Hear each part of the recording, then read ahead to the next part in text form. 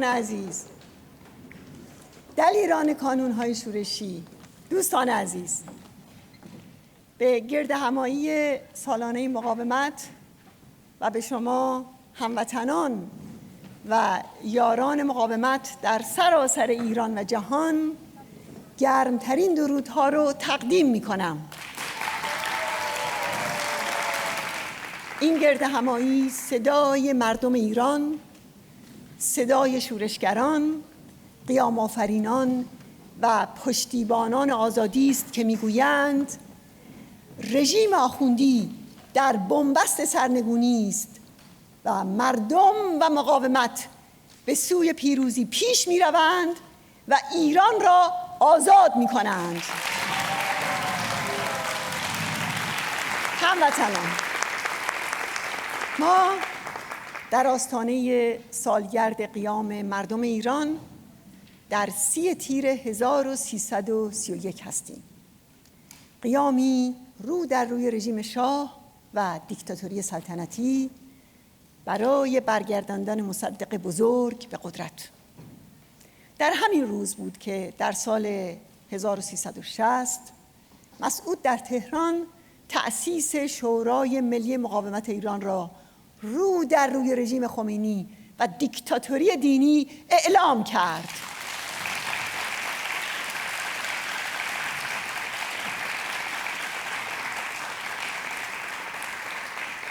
هموطنان، ما در نقطه‌ای از تاریخ ایستاده‌ایم که به زنگاه شدنها و تغییرات بزرگ است. جامعه ما در محاصره استبداد دینی است، اما در درون خود آتشفشان قیام‌ها را حمل می‌کند. مقاومت ایران از قبل مسیر انقباض شتابان و سلاخی و حذف درونی رژیم آخوندها را در مرحله پایانی پیشبینی و اعلام کرده بود.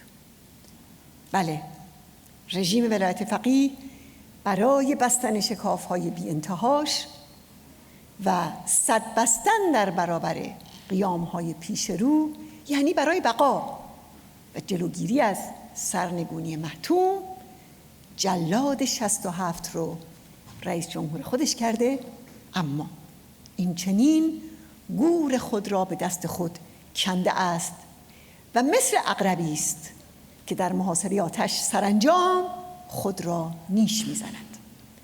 هیچ چیز جز هراس از قیام و احتضار سیاسی ولایت فقیه روی کار آوردن رئیسی را توضیح نمی‌دهد. کسی که حتی منتظری جانشین خمینی هم در مورد اون گفت که در شمار کسانی است که بزرگترین جنایت رو در این رژیم انجام داده و اسم اون رو در آینده جزو جنایتکاران تاریخ می نویسند. رئیسی از دستاندرکاران قتل عام 30,000 زندانی سیاسی در سال 67 بوده که 90% اونها از مجاهدین بودند و قبل و بعد از اون هم در شکنجه و اعدام هزاران نفر دست داشته. حالا به وضعیت رژیم نگاه کنید. یک جلاد در رأس دستگاه اجرایی، یک مجری اعدام و شکنجهگر بدنام به اسم اژه‌ای در رأس دستگاه قضایی و یک آخوند خونخوار در رأس کل نظام. راستی که گله آدمخواران تکمیل شده. همین ترکیب از 1000 نمود و نشانه در اثبات موقعیت سرنگونی این رژیم ولایت فقیه نافذتر است. خامنه‌ای گفته بود که برای عبور از دشواری‌ها یک دولت جوان حزب اللهی را سر کار می‌آورد. حالا جلادی را آورده که خودش کانون دشواری‌های رژیم است و ولایت فقیه را از چاله در آورده و به چاه می‌اندازد. جلادی که هیچ بارقه بشری در خود ندارد و از رباط‌هایی است که در قضایه ولایت فقیه قاضی سالب حیات نامیده می‌شوند و برای کشتن برنامه ریزی شدند. پیش از این ولی فقیه رژیم گفته بود برای اینکه مجبور نباشد در تهران و سایر شهرهای ایران به جنگد، به جنگ افروزی در عراق و سوریه و لبنان و یمن و به برنامه اتمی، موشکی و صدور تروریسم در منطقه پناه برده. اما این ره که خامنه‌ای می رود به گورستان است. آنچه پیش آمده واکنش رژیم به دورانی است که با 3 تحول بزرگ شناخته می شود. اول، قرار گرفتن رژیم در شرایط اضطراری به لحاظ اقتصادی، اجتماعی و بحران‌های مهارناپذیر. دوم، ورود جامعه ایران به فاز خیزش‌ها و قیام‌ها که از دی‌ماه 96 آغاز شده. و سوم، برپایی شبکه سراسری شورشگران دلیر و فداکار با آتش شعله‌ور کانون‌های شورشی علیه مظاهر حاکمیت فاشیسم دینی. بنابراین در دوران جدید تعارض بین رژیم و جامعه ایران بیش از پیش دید می شود. شاه هم در ته خط به حکومت نظامی و نخست وزیر کردن ارتش بود اظهاری رو آورد، اما نتیجه معکوس گرفت. در این دوران شبه راه حل‌ها و آلترناتیوهای تصنعی و مجازی فضای حیاتی خودشون رو از دست می‌دهند. میانه روی و اصلاح طلبی قلابی مردار شده و انقلاب و سرنگونی به مثابه تنها راه حل درخشان و تابان می شود. بله، دوران جوشش قیام‌ها و برپایی گردانه‌های ارتش آزادی است. همونطوری که در مارسیز سرود ملی فرانسه اومده و همونطور که نبردهای استقلال آمریکا اون رو گواهی میکنه. پس تکرار میکنم، رژیم آخوندی در بنبست سرنگونی است.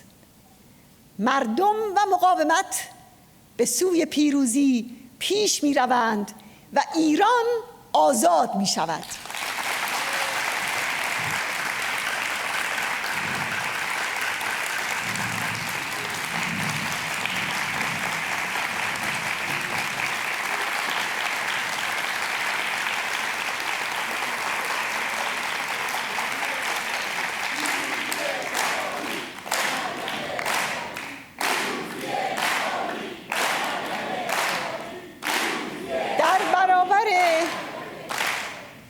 در برابر رژیم ولایت فقیه که راه حل خودش رو در جلادها و آدمکش‌های منفور جستجو میکنه، پاسخ مردم ایران و راه حل پیروزمند اونها یک مقاومت آزادی ستان برای برپای یک ایران آزاد است.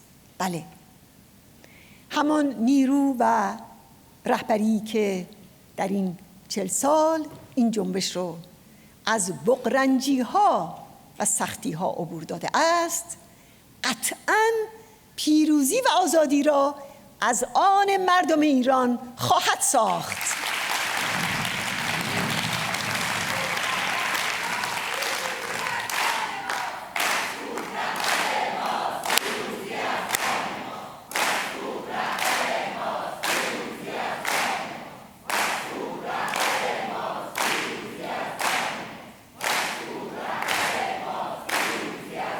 برای تحقق این مقصد پرشکوه، دارایی و بزرگترین پشتوانه این مقاومت توده‌های به جان آمده‌ای هستند که به هیچ چیز کمتر از سرنگونی رژیم قانع نمی‌شوند. سرمایه ما ارتش عصیان و شورش جوانانی است که در آبان 98 به خیابون‌ها آمدند و قدرت ما شبکه سراسری کانون‌های شورشی است که در تمام روزهای سال بی‌وقفه در حال فعالیتند و مبارزات و عملیات ضد اختناق رو در سال 99 به بیش از 2 برابر سال قبل افزایش دادند. درود بر همه اونها.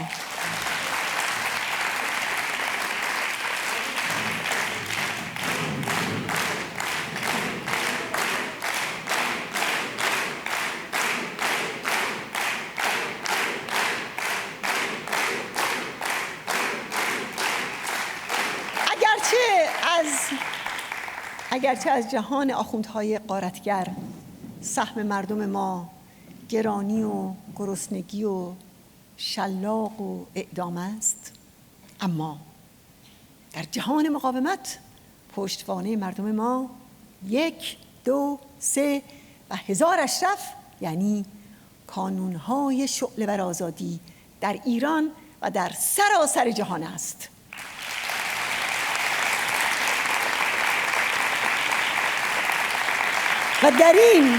و در این رویارویی تاریخی بین استبداد و آزادی صورت مسئله آخوندها، همچنان که خودشون بارها گفته‌اند، تشکیلات مجاهدین است.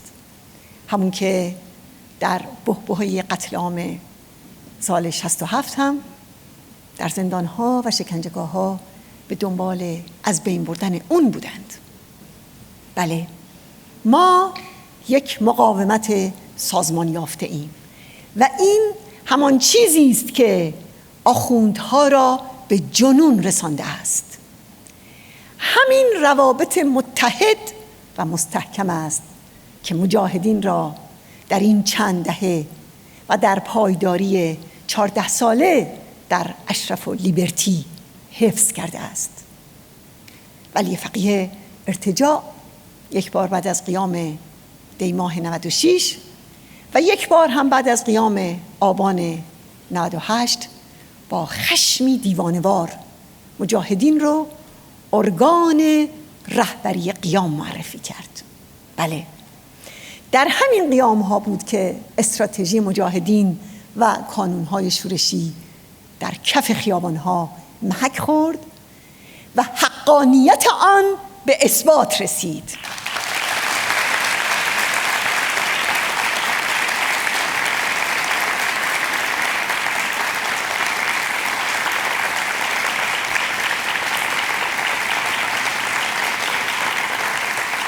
دوستان عزیز، شورای ملی مقاومت ایران در 40 سال گذشته امتحان آزادی و استقلال و آزمایش ماندگاری و توانمندی داده و در تاریخ معاصر ایران نقشی بی همتا دارد و جایگزین این رژیم برای استقرار یک جمهوری دموکراتیک است.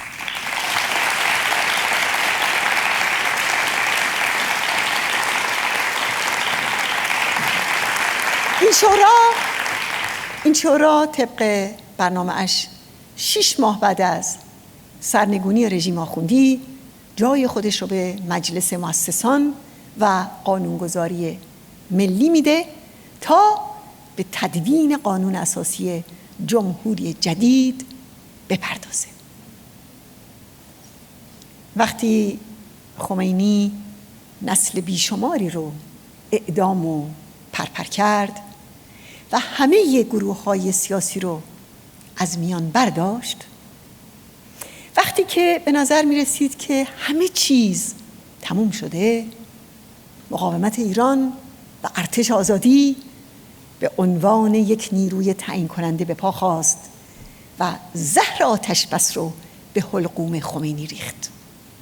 در غیر این صورت خمینی قصد رسیدن به مدیترانه و به گفته خودش فتح قدس از طریق کربلا رو داشت.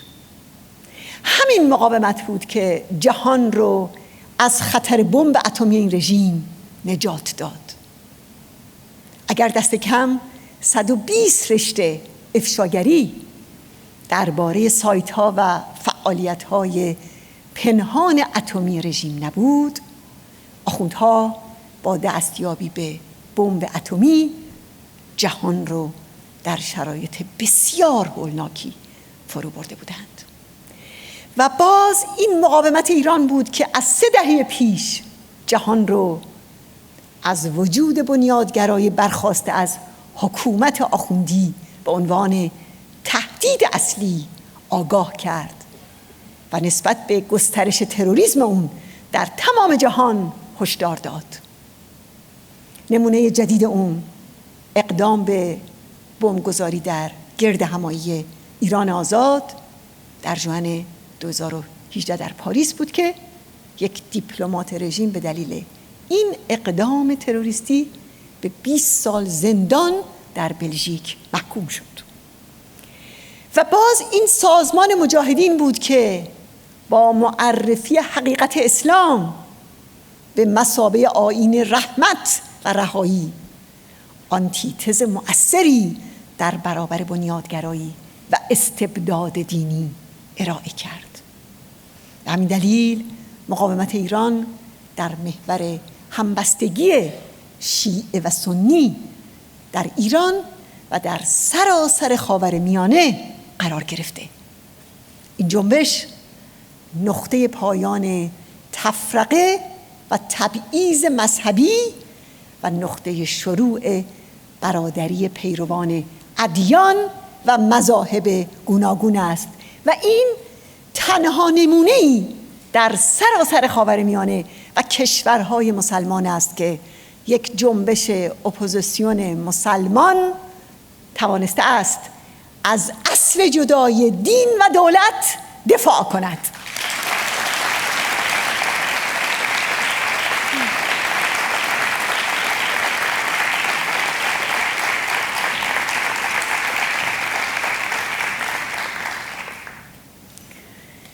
و باز این مقاومت ایران است که با یک طرح مشخص از حق خود مختاری برای همه ملیت‌های تحت ستم مضاعف در چارچوب وحدت و تمامیت ارضی ایران دفاع می‌کند.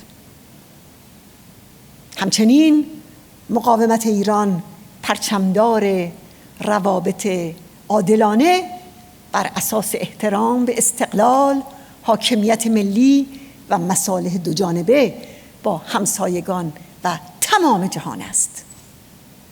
شرکت بیش از 1000 قانونگذار و مقام‌های ارشد کنونی و پیشین از 5 قاره جهان که در اجلاس 3 روزه حاضر برای همبستگی با خواست مردم ایران حضور دارند، گواه همین حقیقت است. به همه اونها صمیمانه درود می‌فرستم.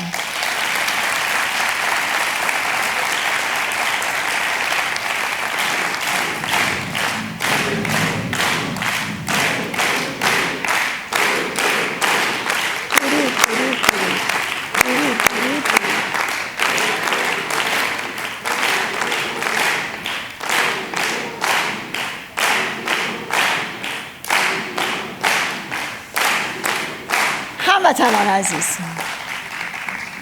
تجربه مقاومت ایران چکیده 120 سال مبارزه مردم ایران برای آزادی است.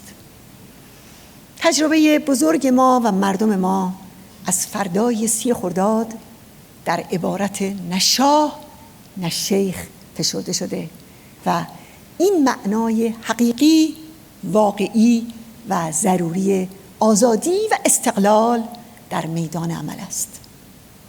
تجربه 40 ساله محک خورده ما این است که رژیم ولایت فقیه اصلاح و استحاله بر نمی دارد. جریان‌های دروغین اصلاحات و اعتدال سرپوشی برای پنهانسازی شرایط عینی آماده برای سرنگونی این رژیم بوده و حالا دور انداختن اصلاح طلبان قلابی از جانب اربابشون به این معنیه که دیگر شرایط سرنگونی قابل کتمان نیست.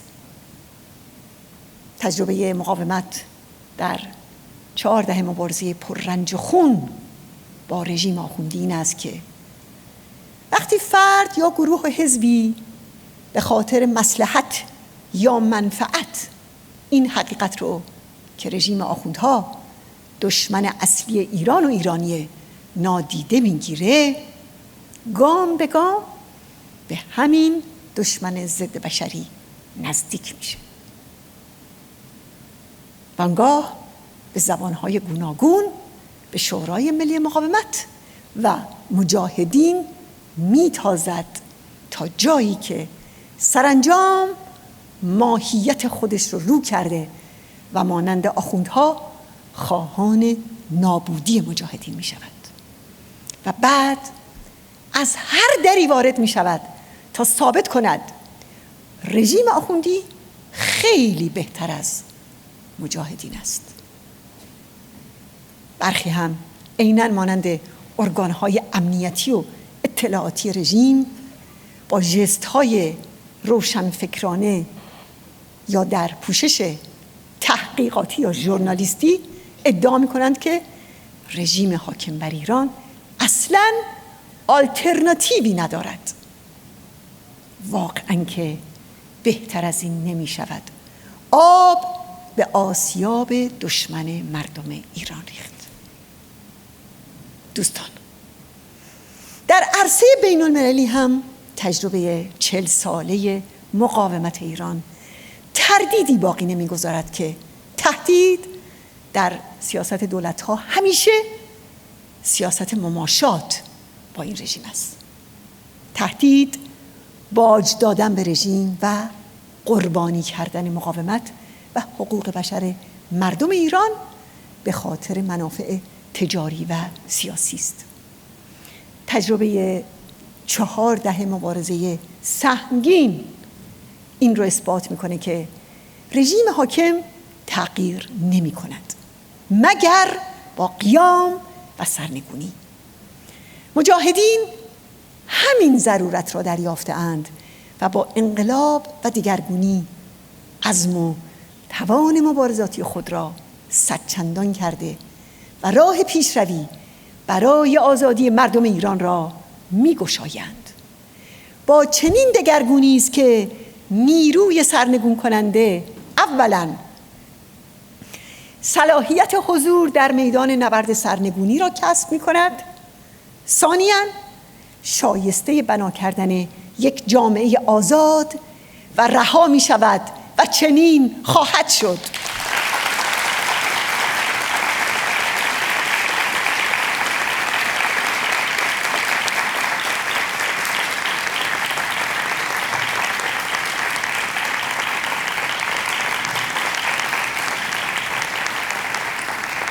تجربه ما ارزش و اهمیت بیجایگزین انسان‌های آرمانگرا و گذشته از همه منافع فردی و شخصی است که خودشون رو وقف یک مبارزه جمعی و سازمان یافته برای آزادی کردند. تجربه این است که به کسانی که آیه یأس درباره جامعه ایران می‌خوانند اعتنایی نکنی، به عکس به جوشش انقلابی جامعه ایران برای سرنگونی رژیم تا بن استخوان امیدوار باشیم. بله، با این مسیر طی شده است که میگوییم راه حل در همین مقاومت است. رهروان مصمم این راه حاضرند، پل پیروزی به سوی آینده را میسازند و آزادی را از آن مردم ایران خواهند کرد.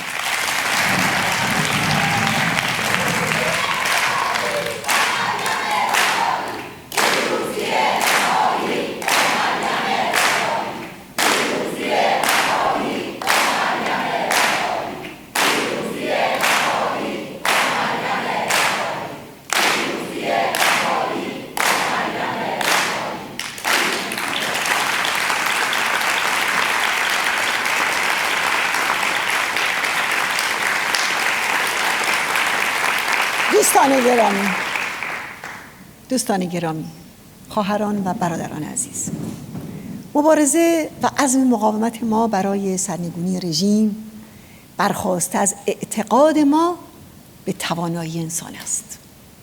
ما معتقدیم که هر عضو این مقاومت، هر هوادار این جنبش، هر عضو کانون‌های شورشی می‌تواند کاری کند کارستان و هر انسان آزاده‌ای که قدمی یا قلمی یا درمی با این جنبش همراهی می‌کند تعیین کننده است.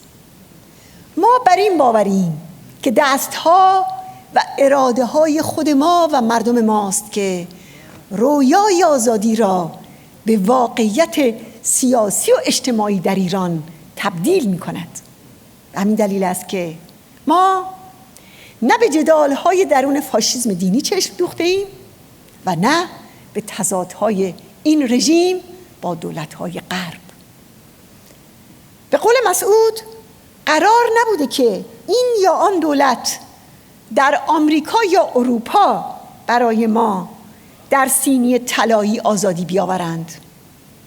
اگر مستقیم یا غیر مستقیم بر ضد ما و ملت ما با شاه و شیخ نباشند و سنگ نیندازند کفایت است.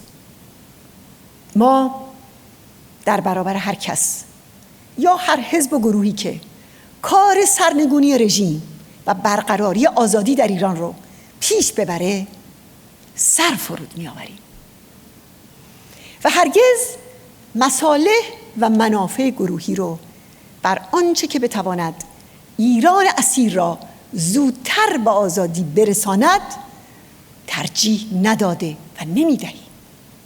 ما سیاست صبر و انتظار در پیش نگرفتیم تا ببینیم که چه می شود. به عکس پیشتاز در صحنه عمل بوده ایم. به عنوان مثال در مورد امر برابری زن و مرد، آنچه را که برای جامعه فردا می خواهیم از همین امروز آغاز کرده و اون رو در صفوف همین مقاومت با پیشتازی زنان شکوفا کرده ایم.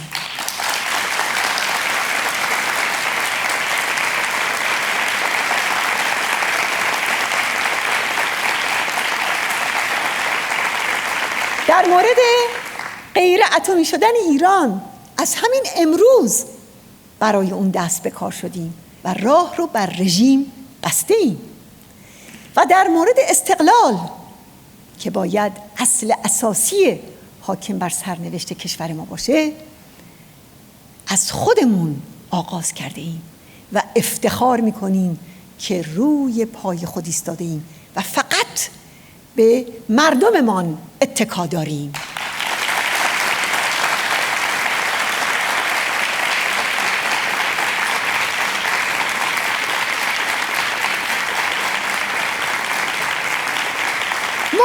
هیچگاه اصول و ارزش‌های خودمون رو به خاطر مصلحت روز قربانی نکردیم. اگر مجاهدین با خمینی کنار می اومدند و قانون اساسی ولایت فقیه رو می پذیرفتند همه راه‌ها به روی اونها باز بود. اما همه دیدند و شاهدند که وقتی خمینی از مسعود که کاندیدای انتخابات ریاست جمهوری بود خواست مثل سایر نامزدها قانون اساسی ولایت فقیه رو بپذیره تا صلاحیت پیدا کنه، مسعود بلا درنگ انصراف خودش رو از ریاست جمهوری این رژیم اعلام کرد و مجاهدین علاوه بر تحریم رفراندوم قانون اساسی ولایت فقیه اعلام کردند که در انتخابات ریاست جمهوری شرکت نمی کنند. بله، دور باد از نسل مجاهدین هر گونه قدرت طلبی و جاه پرستی و اول من.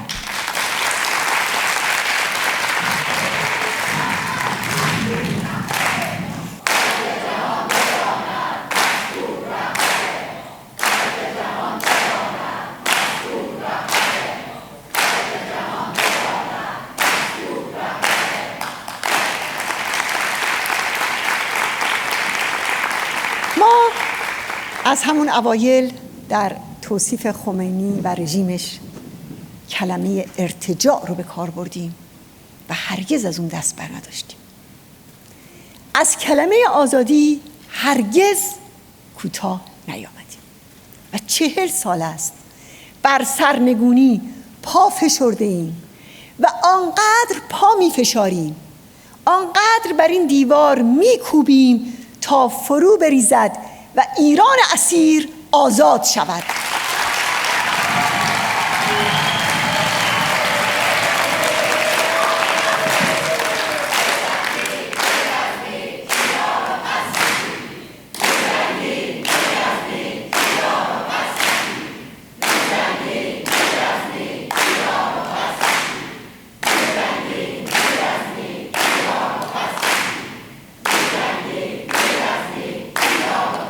ببینیم که ما و مردممون چه میخواهیم و چطور میخواهیم به اون دست پیدا کنیم. خواست ما و مردم ما در این 3 کلمه خلاصه میشود: آزادی، دموکراسی و برابری. تا جایی که به جامعه جهانی مربوط میشود، خواست ما از آنها این است که مبارزه مردم ایران برای سرنگونی این رژیم و برای تحقق همین 3 کلمه را به رسمیت بشناسند. خواست ما محاکمه خامنه‌ای، رئیسی، اژه‌ای و دیگر مسئولان قتل عام به جرم جنایت علیه بشریت و نسل کشی است.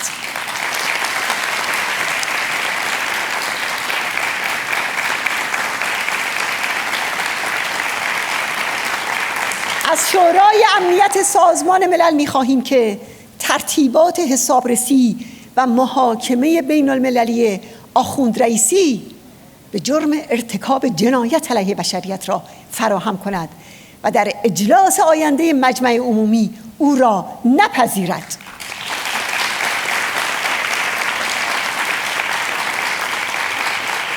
حرف ما این است که رژیم آخوندی هیچگاه پروژه دستیابی به بمب اتمی و صدور تروریسم و جنگ افروزی در منطقه را رها نمی کند. بنابراین باید به عنوان تهدید اصلی صلح و امنیت تحت تحریم‌های بین المللی و ذیل فصل 7 منشور ملل متحد قرار بگیرد.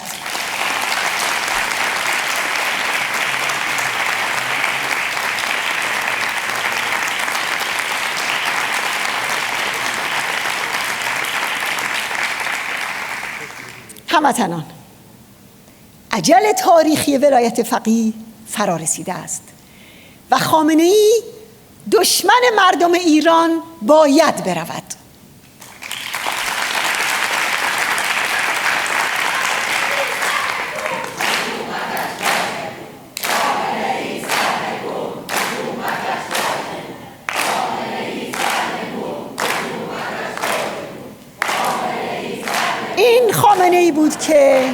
این خامنه‌ای بود که هزاران جوان رو در قیام آبان ماه کشت. اوست که دستور گران شدن بنزین رو داد و از گرانی پی در پی مهمترین کالاها حمایت می‌کند. و این سپاه جرار خامنه‌ای است که عامل کشتار 176 سرنشین هواپیمای اوکراینی است. این ولی فقیه و نظامش است که میلیون‌ها ایرانی را گرسنه نگه داشته تا ثروت 1000 میلیارد دلاری بنیادهای خودش رو بیشتر کنه. باید پرسید مگر دارایی و درآمد کشور به مراتب بیشتر از نیازها و کمبودهای جامعه ما نیست؟ پس چرا میلیون‌ها نفر هر شب گرسنه سر بر بالین می‌گذارند؟ چرا هزاران کارگر نفت و پتروشیمی حقوقشون کفاف حداقل زندگی اونها رو نمیده؟ چرا باید رزیدنت ها و پرستاران به خاطر نداشتن هیچ حق و حقوقی دست به خودکشی بزنند؟ و چرا مردم ایران در اولیه ترین نیازهاشون مثل آب و برق و نان در تنگنا و بدون چاره هستند. اما این خامنه‌ای که به دست مردم و جوانان شورشی بیچاره و جارو خواهد شد.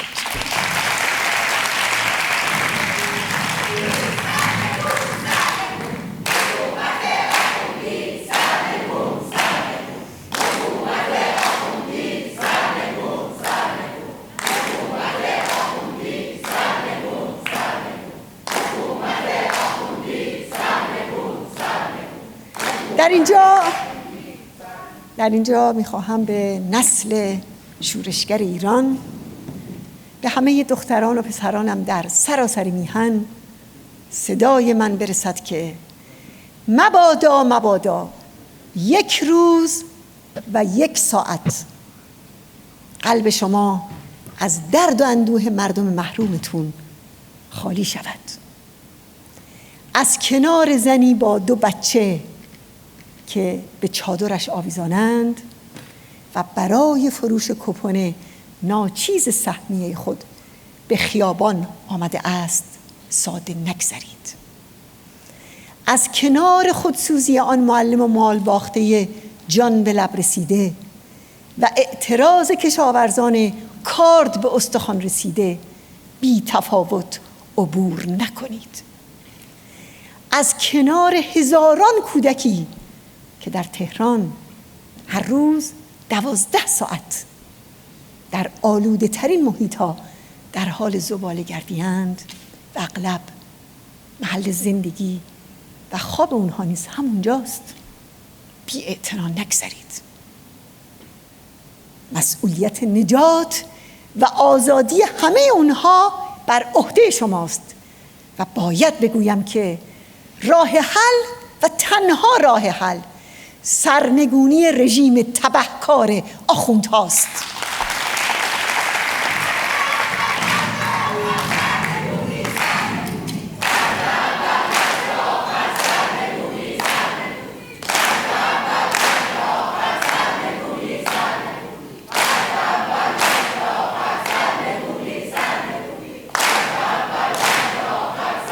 ما برای به دست آوردن آزادی به اتفاق و تصادف یا معجزه‌ای که خود به خود اختناق رو در هم بشکنه امید نبستیم.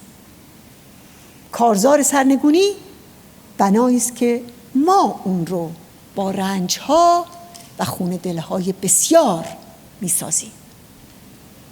استراتژی این مقاومت مبتنی بر ماهیت و سیاست این رژیم است. این استراتژی که خیزش عظیم آبان 98 دائره المعارف اونه، پاسخ به یک فاشیسم دینیه که تا لحظه آخر از سرکوب دست بر نمی داره. ما مسیر خود و اصول خودمون رو از همان اصولی استخراج کردیم که بر شرایط جامعه حاکمه. ما همان راهی را روشن و تابان کردیم که جامعه ستم زده مشتاق پیمودن اونه. این ارتش گرسنگان و بیکاران و بیشماران است که چیزی برای از دست دادن ندارند و از اینجاست که ارتش بزرگ آزادی برمیخیزد. بله، ظلمتکده را دوباره روشن سازیم، ویران وطن دوباره گلشن سازیم، این میهن زخم خورده را بار دیگر آزاد ز قید و بند دشمن سازیم.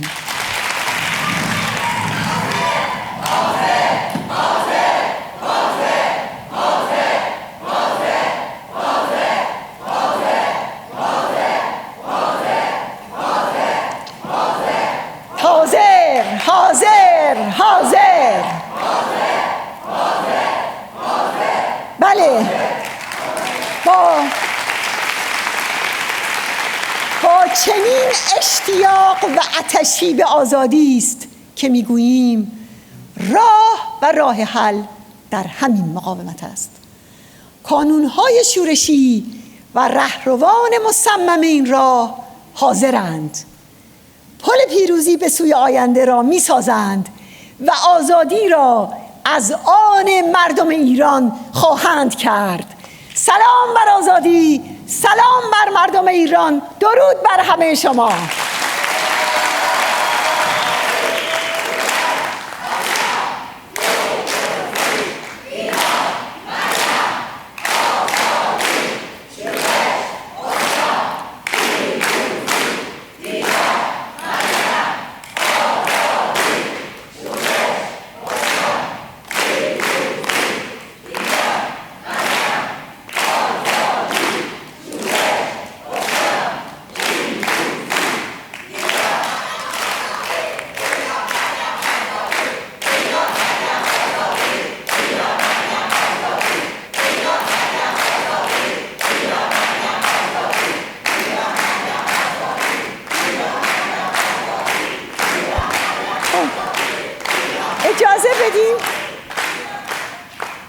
اجازه بدید که از اینجا چند کلامی با یاران شورشگر و اشرف نشان که در خیابان‌ها الان هستند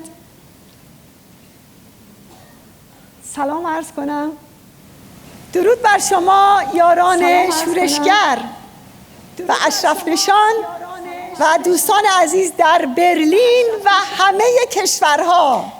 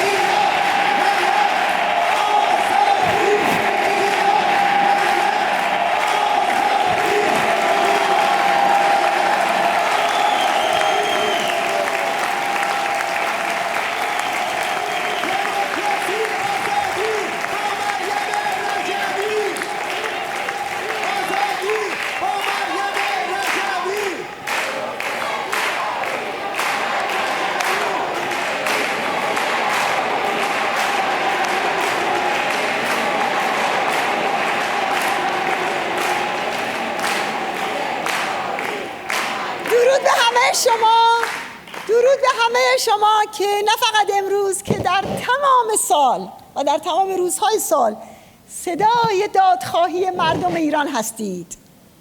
شما که سوگند خورده اید پا به پای قانونهای شورشی یک لحظه آرام نگیرید تا صدای مردم ایران باشید.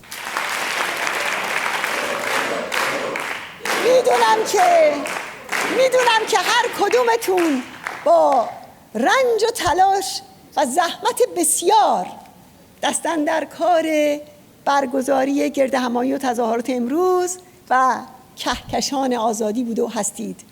همتون تعهد داده بودید که در این کهکشان جای مسعود فرشی قهرمان رو 100 چندان پر کنید. درود بر همتون که چنین کردید.